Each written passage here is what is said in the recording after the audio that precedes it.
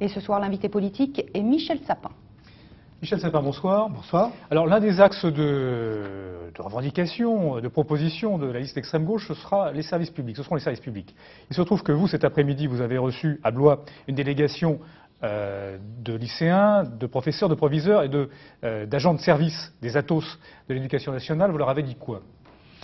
Que justement le service public, que nous pensons pouvoir défendre avec peut-être plus d'efficacité dans le concret, c'était quelque chose de décisif et qu'on ne pouvait pas traiter les Athos, ceux qui entretiennent les lycées ou ceux qui servent à la cantine, comme si c'était simplement des machines à nettoyer ou des machines à faire des repas, mais comme des personnes qui participent au service public de l'éducation. C'est très important, les enfants ils peuvent être repérés quand ils ont des difficultés par ces personnels-là. Donc si la loi de décentralisation est adoptée telle qu'elle est, nous ne sommes pas d'accord avec cette loi. Si elle est adoptée telle qu'elle est, je souhaitais parler avec ses représentants des conséquences que cela pouvait avoir et des engagements qui seraient les nôtres pour maintenir ce service public et l'améliorer. Quels sont ces engagements? Premier engagement, nous ferons face à nos responsabilités et nous ferons face aux besoins de ces établissements. Et malheureusement, ces besoins sont importants. Vous parliez de cette grève dans un établissement de la région où les professeurs, comme les Athos, ont commencé à nettoyer parce qu'ils n'avaient pas suffisamment de postes. C'est ça qui est dramatique dans cette réforme du gouvernement. C'est de dire on transfère sans donner les moyens aujourd'hui, en tous les cas que je sache, pour y faire face. Je résume, Michel Sapin, effectivement, la loi de décentralisation prévoit que les agents techniques, les agents de service de l'éducation nationale du second degré seront transférés donc aux conseils régionaux. Cette loi, vous ne l'avez pas voulu. Avec plein de points d'interrogation. Avec quel argent, quelles conditions sanitaires. On ne sait rien de tout cela. Ni les élus, ni les personnels n'ont été consultés sur cette réforme. Donc c'est plein de points d'interrogation, au point même que le Conseil constitutionnel lui-même, il y a quelques jours, a en quelque sorte mis en garde le gouvernement. Mais vous venez d'annoncer que vous créerez des postes parce qu'il y a des besoins. Nous ferons face aux besoins. Nous ferons face aux besoins des établissements, car ces besoins aujourd'hui existent, et en particulier de rémunérer ceux qui y sont aujourd'hui déjà. Alors les lycéens, c'est vous qui avez inventé en France la gratuité des livres scolaires. Cette fois-ci, vous leur proposez quoi?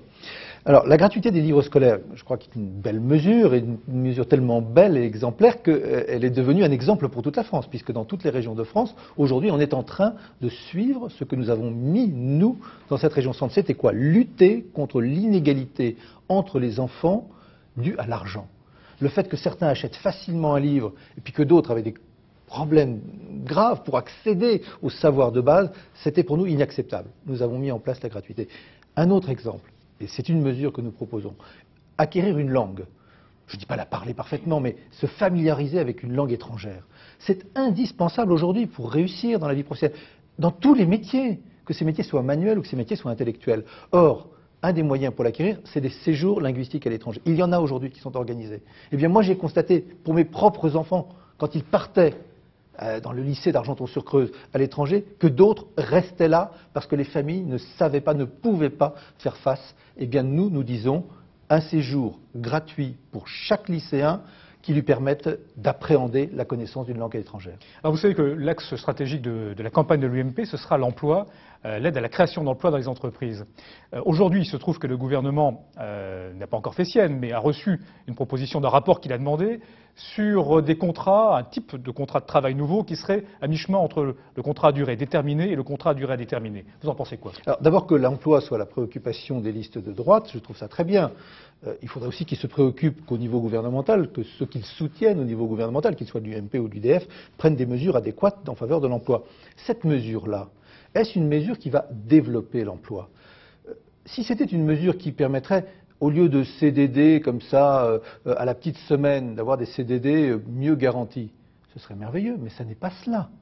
Ça, c'est une fausse lecture, c'est un mensonge gouvernemental que de le présenter ainsi.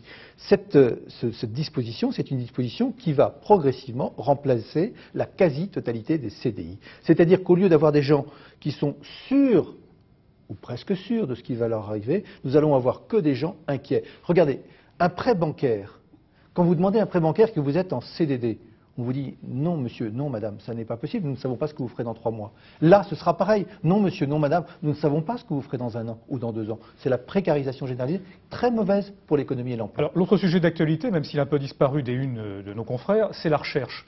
Les pétitions continuent de circuler, les chercheurs sont toujours inquiets. C'est un domaine extrêmement important dans l'activité économique de la région. En 2 mots, quelles mesures prendriez-vous si vous étiez à nouveau président de la région? D'abord, aujourd'hui, la région est le premier partenaire de la recherche après l'État dans cette région, et même parfois dans des domaines devant l'État. Deuxièmement, nous avons un potentiel de recherche tout à fait extraordinaire, que ce soit des organismes de la recherche comme le BRGM, comme le CEA, que ce soit les universités qui font de la recherche, que ce soit des entreprises qui font de la recherche. Je veux que ces gens-là travaillent ensemble. Qu'on soit universitaire, qu'on soit recherche pure, qu'on soit entreprise, économique, commercialisation, que tout le monde travaille ensemble. Et qu'on travaille dans les domaines où nous sommes les meilleurs. Par exemple, dans le domaine de l'énergie. C'est le dernier mot. Dans le domaine de l'énergie, nous avons une expérience, nous avons des capacités. Je veux faire de la région Centre le pôle d'excellence dans le domaine des énergies. Cela peut permettre d'avancer en termes de recherche et de créer des emplois. Michel Sapin, vous aurez l'occasion d'en reparler et de confronter ces idées avec d'autres mercredi 21 janvier, puisque ce sera le premier grand débat vers 10h30, 11h sur France 3 Centre entre les 6 candidats, les 6 têtes de liste. Alors, à ce jour-là. Merci.